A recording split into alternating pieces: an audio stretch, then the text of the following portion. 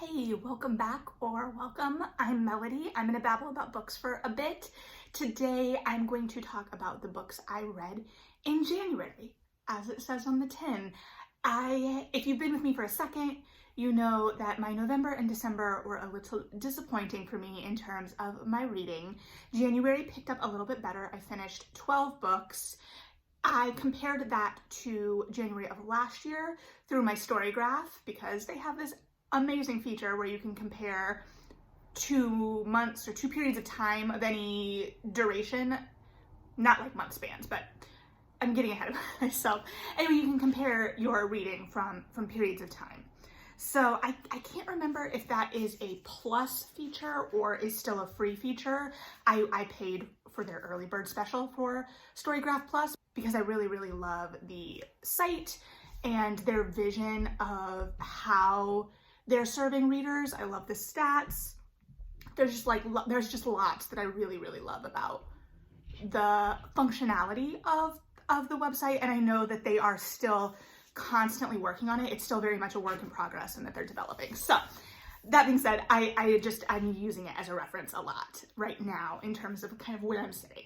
So I'm going to also be referencing it myself to see kind of what I read. The first book I read this year, both, was The Viscount Who Loved Me by Julia Quinn. I had to check on the tense of love there. This I've talked about, of course, in terms of the Bridgertons, and I talked about it a little bit in my reaction to the first season of the show, and then I did a video talking about what I'm hoping to see in season 2 based on this book. So I guess the only thing I'm gonna say is that, again, this book was a real surprise to me in that I didn't remember much from it other than like the iconic scenes, right? I don't know why it didn't resonate with me. I have theories, of course. I, as a young teen, imprinted very strongly on Penelope's story and thought that was my favorite. And going back between the two, I much more enjoy The Viscount Who Loved Me. I think it's probably one of the strongest in the series. I, again, haven't read all of them yet, but there's just a groundedness to the story being told. The characters are well formed, all of them. They get to be complete, complex people, and I just really adored it. So definitely, if you're a fan of Bridgerton the show, I would encourage you to pick up this book before the first, because the first doesn't hold up super well. So yeah. And then my first new book of the year, which I also talked about, was The Wife Upstairs by Rachel Hawkins. This is her adult debut, so to speak. I always say so to speak, like that's just one of my filler phrases, I'm sorry. And it's a thriller, but it's also a kind of gothic Jane Eyre-esque book. And when I talked about it, framed everything kind of through the lens of Jane Eyre, right? Where I saw the parallels, what beats I saw transposed, where phrases I saw reinvented, this and that and the other. And I've been very curious about what the reading experience is if you haven't read Jane Eyre, because it's clearly crafted to work either way. And it's just a different experience that I can't access because I've read Jane Eyre. So I had a good friend, Amy, hi if you're watching, who texted me that she was reading it and there were a couple moments that surprised her. And I was like, cool, which ones? Because there are options in that book, right? And when she texted me, I was like, oh. I was like, have you read Jane Eyre? And she was like, I haven't. And I was like, cool, keep me posted on your reactions as you move through. Because to me, what was shocking to her wasn't shocking only because I'm coming at it with all of the context of Jane Eyre. So what was a shocking twist to her was something I was waiting for. So again, it works as a thriller, but I'm very interested to hear what that reading experience is. And yeah, so stay tuned. Maybe I'll have something to report back. Maybe I won't, but I'm enjoying it. Then my next, The Dangers of Smoking in Bed by Mariana Enriquez. Obviously, I have talked about these works. I loved this book. I loved this book. My same friend texted me that she had picked this up because of my video or because she saw I was reading it. I don't know. We're friends in real life, so whatever. And that she needed to pick up the first one too. And I was like, yes, you do. So success in getting more people to read this. I just love, I'm trying to figure out if I can make my book club read this, because I made them read the first one and we adored it. But there's also, I also have like very visceral. That was one of our book clubs that we had in our favorite custard place. We just sat around eating custard and talking about spooky stories. And I miss it so much. I miss it so much. It's too far for me to get to walking. And yeah. So anyway, I adore this book. I've talked about it and I have more succinct thoughts on that video, but 100% please pick it up. It's really, really good. And then I went right into more short stories and read The Office of Historical Corrections by Daniel Evans. It was so good. Like, it had a lot of hype. I know did I hear about it through Roxane Gay maybe? I don't remember. I think that's where I first heard about it, and then I just kept seeing good reviews. So I was like, okay, cool. So I picked it up, and it was definitely, I was going in thinking it wasn't like my normal odd short story, because again, that's kind of what I gravitate toward, although I'm kind of complicating that idea as well. I've realized I've been reading a lot of short stories this year, or gravitating toward a lot of short story collections. Anyway, this one, it wasn't odd, so to speak, in that it didn't feel like supernatural or haunted in any way, but each story was so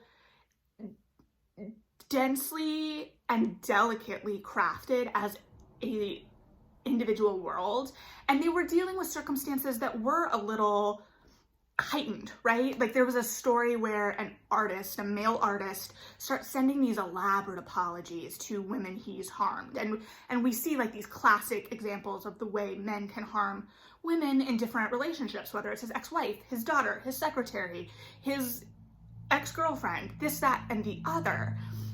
And so that in and of itself isn't like, the sending of apologies isn't necessarily odd, but the heightened nature of it, the fact that it was so showy, that it's leading up to this art exhibition, all play into that. And then of course the novella, the eponymous, The Office of Historical Corrections, does play with that a little bit more in terms, not that as in what was in that last story, but it involves a Office of Historical Corrections, a government agency that has been developed to like correct facts, and it's supposed to be just straight facts, historical facts, but it explores the nature of how we can craft facts and how things that are supposed to be objective can become part of a narrative, and how they also impact our stories of ourselves and our histories.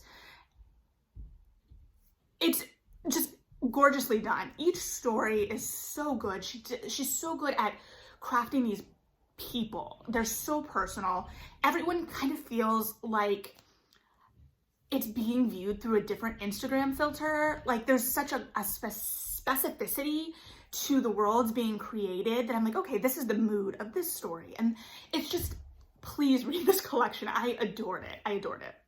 The next book I read was How to Catch a Queen by Alyssa Cole. I somehow missed my next Alyssa Cole romance last year. I didn't get to it in time. I love Alyssa Cole's romances. This is a new trilogy in her Royals-verse, which I think would be a great Netflix universe, just saying. So this is the start of the Runaway Royals. I will say that in terms of, this is hard because she's one of my favorites, and so I'm going to be judging her work against her other work just by nature of me as a reader. So things I really loved about this was, one, the hero had thick thighs, which has been referenced, and I'm just like, okay. The heroine was unapologetic in her existence, right? She had goals. Her goal was to become a queen, and she was going to become a queen. She put herself on a matchmaking site that was sole purpose was to set people up with royals.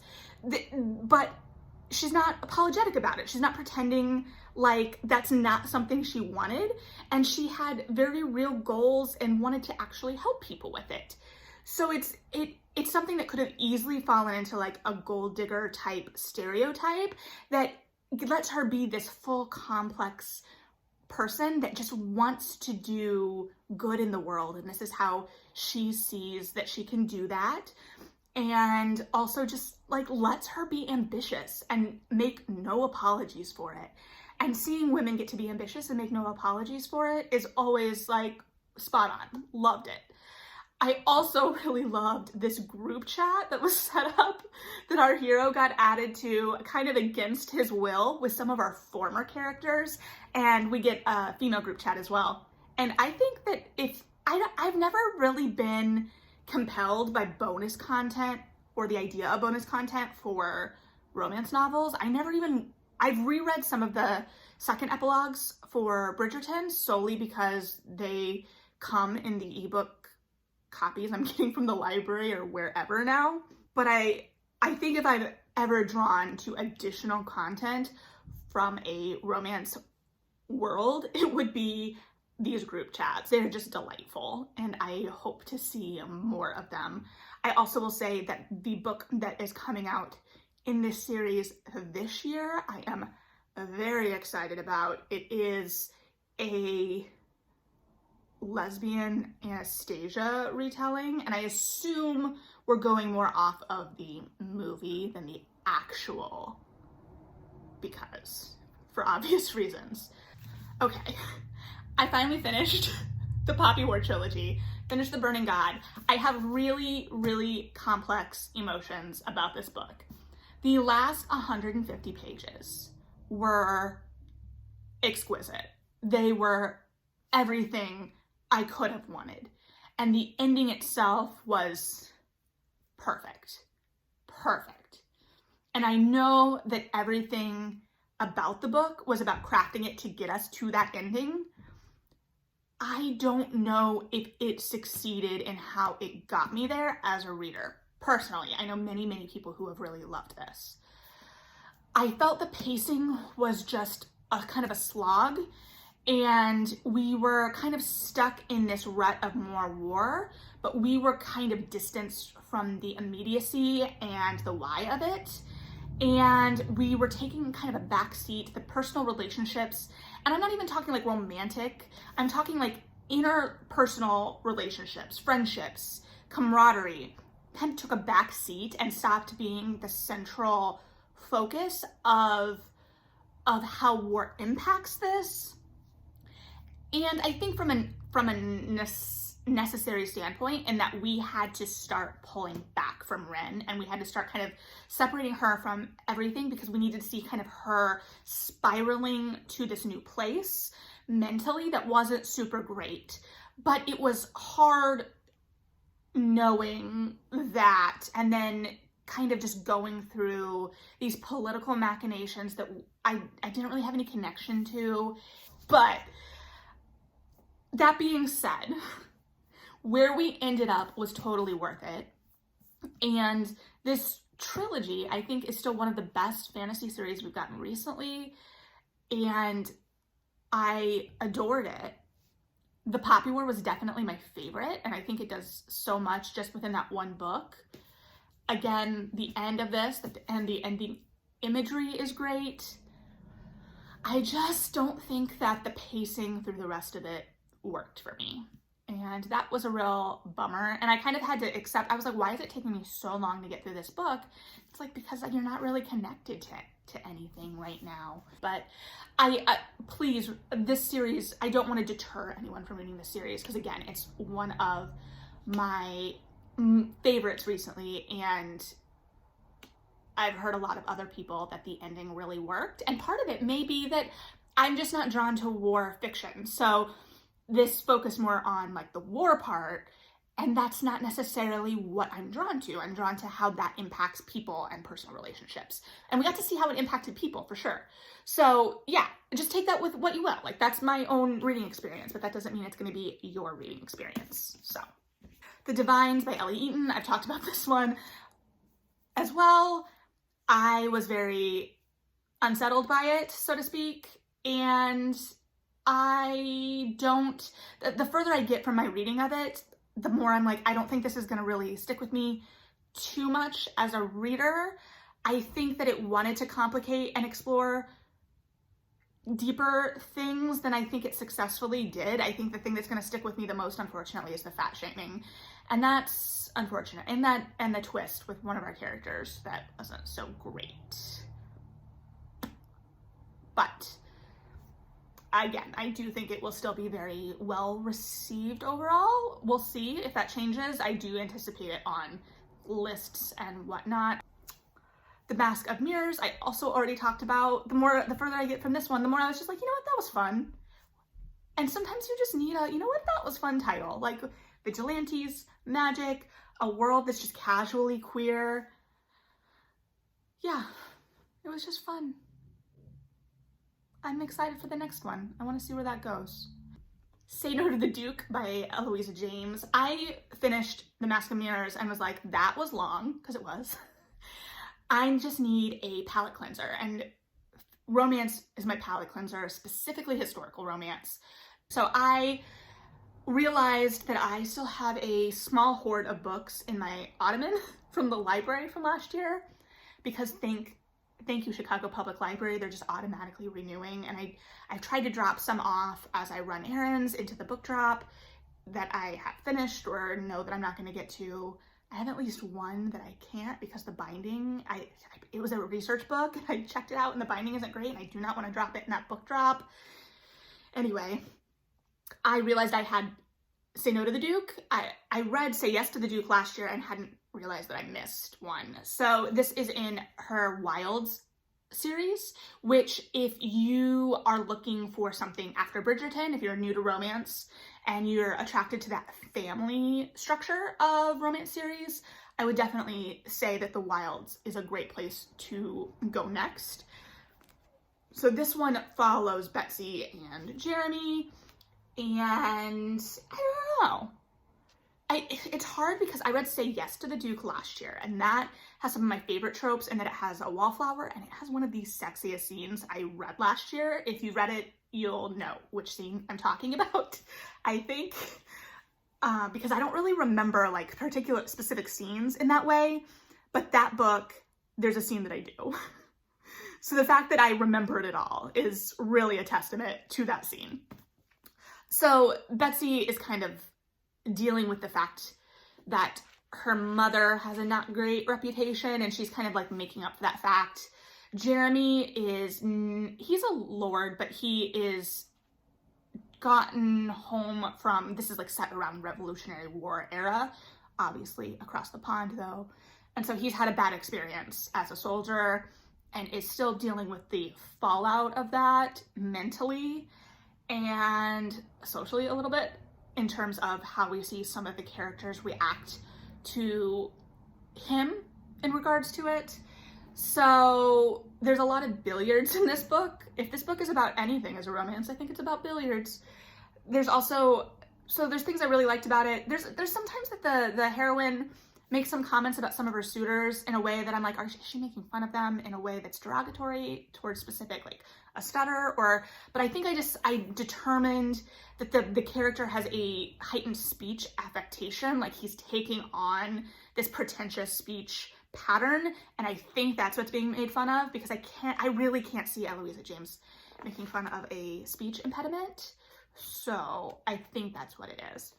This also has like a relative vying for a title, which is a trope that I enjoy, and it takes it to a little bit of a ridiculous level, but sometimes I want it to go to a little bit of a ridiculous level, so I enjoyed it. That being said, it wasn't my favorite in the series, but if you're looking for something with the like longevity of the Bridgerton, this is a good place to go.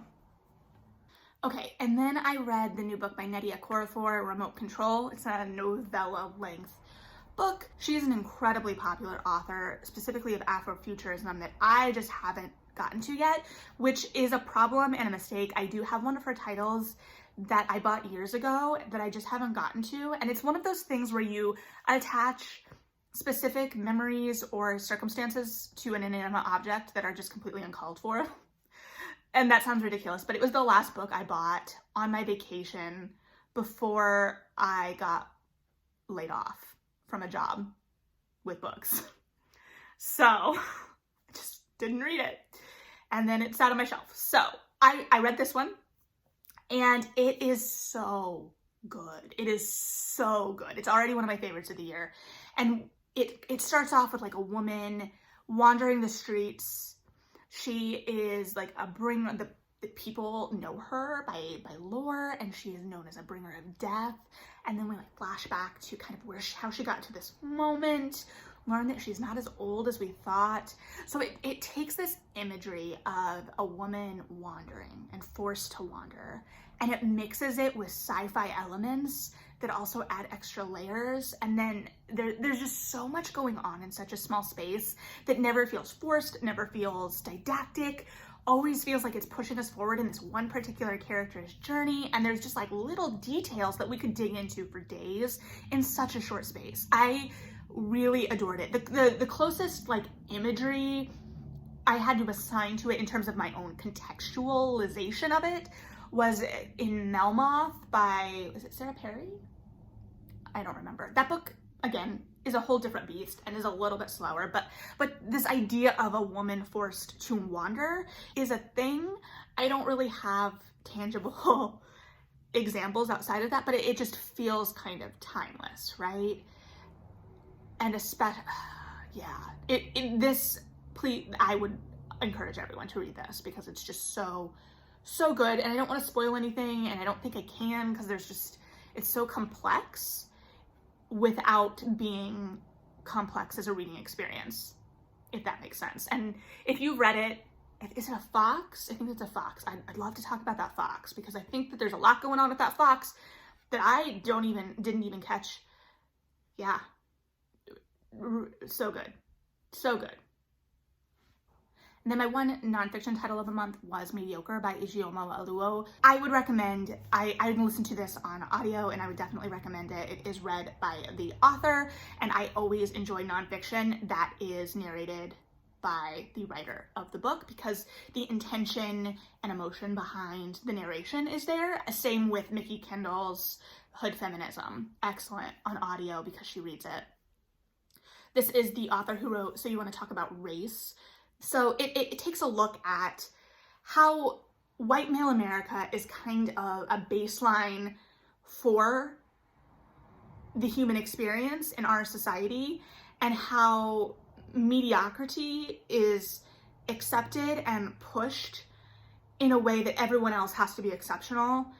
But so it's not bashing any group of people. It's grappling with a societal reality and how it has hurt people and continues to hurt people, specifically people of color, women of color, Black women, Black men, in its forwarding as a thought process. I will also say that I really appreciated it because it's not political in the sense that it's like bashing right wing, left wing, because it takes a look at the whole problem and reminds us that both sides have problems with this.